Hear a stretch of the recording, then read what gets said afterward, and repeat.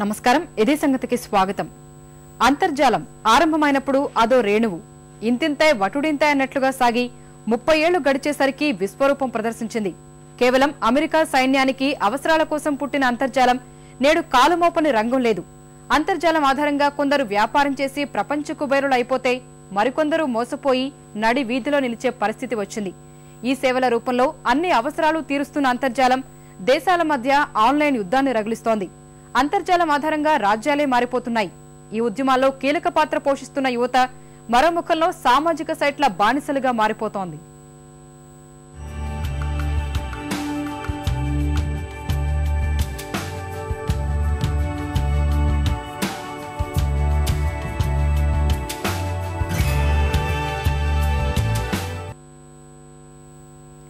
అంతర్జాలం లేని ప్రపంచాన్ని ఇప్పుడు ఊహించలేం. నిన్న మురిపించింది, ఇవాళ మరో కొత్త రూపు సంతరించుకుంటుంది. ఇది అంతర్జాలం ప్రత్యేకత.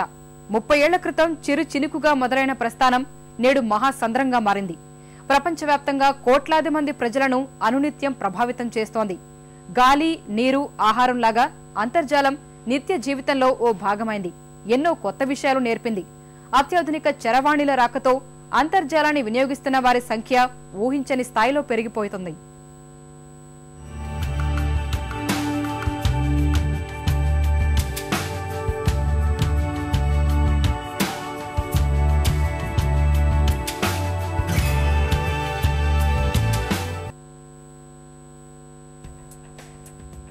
ప్రపంచవ్యాప్తంగా కోట్లాది మంది ప్రజల జీవితాలను మార్చివేసిన సాంకేతిక విప్లవం అంతర్జాలం. ఈ శతాబ్దిలో చరిత్ర గతిని మార్చిన అతి ముఖ్యమైన అంశాల్లో అంతర్జాలం ఒకటంటే ఆశ్చర్యమేమీ లేదు. అలాంటి అంతర్జాలం ఈ నెల 1న 30 ఏళ్లు పూర్తి చేసుకుంది. అభివృద్ధి చెందుతున్న కొద్దీ నూతన యవ్వనంతో పరడవిల్లుతోంది. ఎప్పటికప్పుడు కొంగొత్త మార్పులతో తనకు తానే సాటి అని అంతర్జాలం నిరూపించుకుంటోంది.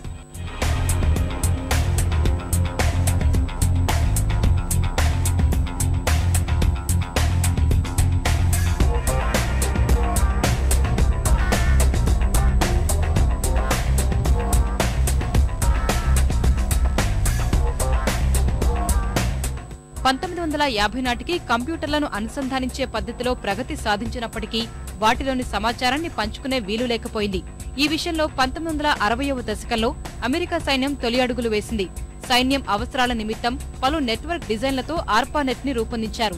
అయినా వివిధ రకాలైన సమాచార వ్యవస్థలను విస్తృతంగా వినియోగిస్తున్న అమెరికా సైన్యానికి వాటిని అనుసంధానించడం కుదరలేదు. ఆర్పానెట్ నే మరింత అభివృద్ధి చేసి ఇంటర్నెట్ ప్రోటోకాల్ సూట్ IPS ను రూపొందించారు.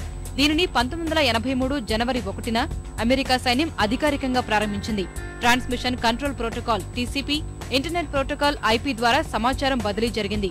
ఈ పద్ధతి సమూల మార్పులకు నాంది పలికింది. ఇలా 30 ఏళ్ల క్రితం అంతర్జాలం ప్రస్థానం మొదలైంది.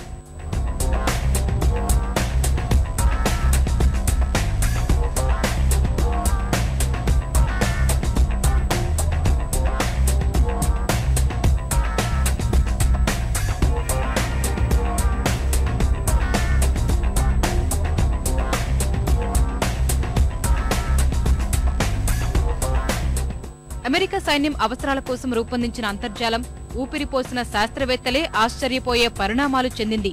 1991 ఆగస్టు 6న మొట్టమొదటి వెబ్సైట్ ఆన్లైన్లో ప్రత్యక్షమైంది. వరల్డ్ వైడ్ వెబ్ ను కనుగొన్న టిమ్ బర్నర్స్-లీ తన ప్రాజెక్టు గురించి తొలి వెబ్సైట్ www.w3.org లో వివరించారు. ప్రస్తుతం info.cern.ch గా కనిపిస్తున్న ఆ సైటే తొలి వెబ్ సర్వర్. 1992లో .com, .net, .edu, .govల పేరుతో నమోదు కార్యక్రమం మొదలైంది. 1993 ఏప్రిల్ 30న ఈ నమోదు కార్యక్రమాన్ని ఉచితంగా చేసుకోవడానికి CERN అనుమతి ఇవ్వడంతో అంతర్జాలం విశ్వరూపం మొదలైంది. 1995 నాటికి అంతర్జాలాన్ని వినియోగించుకునే వారి సంఖ్య 1,60,00,000కు చేరింది. ప్రస్తుతం ఆ సంఖ్య 200,50,00,000 దాటేసింది. –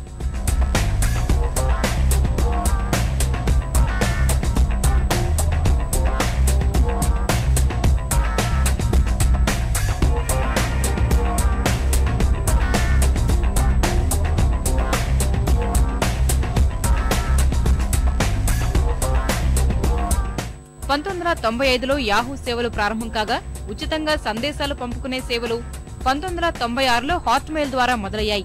విశ్వవ్యాప్త సమాచార భాండాగారాన్ని క్షణాల్లో తీసుకొచ్చే గూగుల్ ప్రస్థానం 1998లో మొదలైంది. గూగుల్తో అంతర్జాలం వాడకం విస్తృతమైంది. వెబ్ డిజైనింగ్, .com లాంటి కొత్త వ్యాపార అవకాశాలు వచ్చాయి. 2000లో వచ్చిన .com వ్యాపారం కొందరిని కోటీశ్వరులను చేస్తే మరికొందరిని వీధిపాలు చేసింది. అంతర్జాలం ఉన్నప్పటికీ వివిధ సైట్ల నుంచి సమాచార సేకరణ కష్టతరం కావడంతో దానికి సమాధానంగా వికీపీడియా 2001లో మన ముందుకు వచ్చింది. ఓ అంశంపై పూర్తి సమాచారాన్ని, తాజా విషయాలతో వికీపీడియా అందిస్తోంది. 2002 నాటికి బ్లాగులు అందుబాటులోకి రావడంతో వాడకం మరింత పెరిగింది. 2004లో ఫేస్బుక్, 2005లో యూట్యూబ్, 2006లో ట్విట్టర్ వరుసగా అంతర్జాలంలో వేదికను పంచుకున్నాయి. ఆ తర్వాత చరవాణి విప్లవంతో అరచేతికి చిక్కిన అంతర్జాలం ప్రపంచాన్ని గుప్పిట్లోకి తెచ్చింది.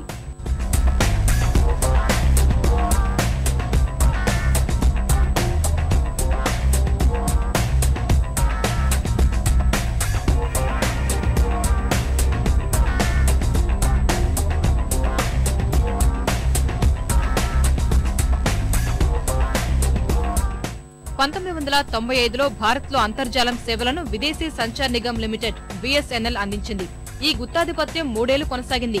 ఇంటర్నెట్ ప్రోటోకాల్ సూట్ IPS కొత్త చట్టాన్ని తీసుకురావడంతో అందుబాటులోకి వచ్చిన అంతర్జాలం దేశంలో విస్తరించింది. ఇవాళ 9 భారతీయ భాషల్లో సేవలు లభిస్తున్నాయి. సామాజిక నెట్వర్కింగ్, ఈమెయిల్, మొబైల్ అంతర్జాలం వంటివి అందుబాటులోకి రావడంతో డిజిటల్ సమాచారం ఎన్నో రెట్లు పెరిగింది. ఈ సేవ, ఈ పత్రిక, ఈ టికెట్, ఈ పుస్తకాలు, ఈ గ్రంథాలయం, ఇలా ప్రభుత్వం నుంచి ప్రైవేటు వరకు అన్ని సేవలు అధునాతన చరవాణి ఉంటే చేతికి చిక్కినట్లే. వైద్యం నుంచి దేవుని సేవల వరకు అంతర్జాలం అన్ని అందిస్తోంది. దశను మార్చుకున్న దూర విద్య విశ్వవిద్యాలయాలు అంతర్జాలంతో ఛాయాచిత్ర ప్రసారాలతో పాఠాలు అందిస్తున్నాయి.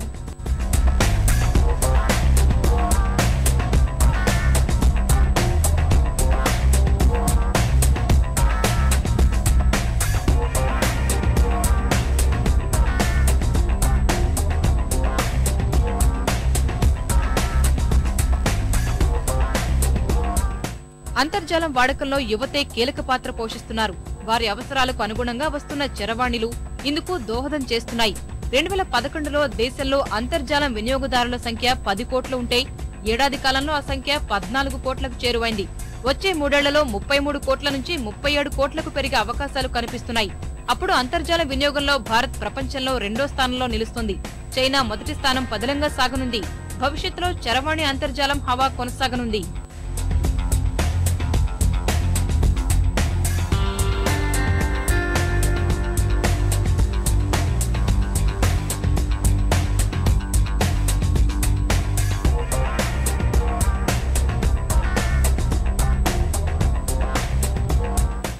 వ్యాపారం, వాణిజ్యం, ప్రభుత్వం ఇలా అన్ని చోట్ల విస్తరించిన అంతర్జాలం సేవలు భవిష్యత్తులో కొత్త రూపు సంతరించుకునే అవకాశాలు కనిపిస్తున్నాయి. ఇప్పటికే విస్తృతమైన ఆన్లైన్ సేవలు మున్ముందు నిత్యావసరంగా మారే అవకాశం ఉంది. పాలు, పండ్లు, కూరగాయలు కొనుగోళ్ల నుంచి విద్యార్జన వరకు అన్ని అంతర్జాల సేవల ద్వారా పొందే రోజులకు మరెంతో కాలం లేదనిపిస్తోంది. అయితే 30 ఏళ్ల క్రితం అంకురించిన అంతర్జాలం ప్రస్తుతం ప్రపంచంలో 3వ వంతు ప్రజలకు అందుబాటులోకి రాలేదు. పట్టణాల్లో సంతృప్తి స్థాయికి చేరిన విస్తృతి ఇప్పుడిప్పుడే పల్లెబాట పడుతోంది. వచ్చే 30 ఏళ్లలో ప్రపంచాన్ని ఏకం చేసే శక్తిగా అంతర్జాలం అవతరించనుంది.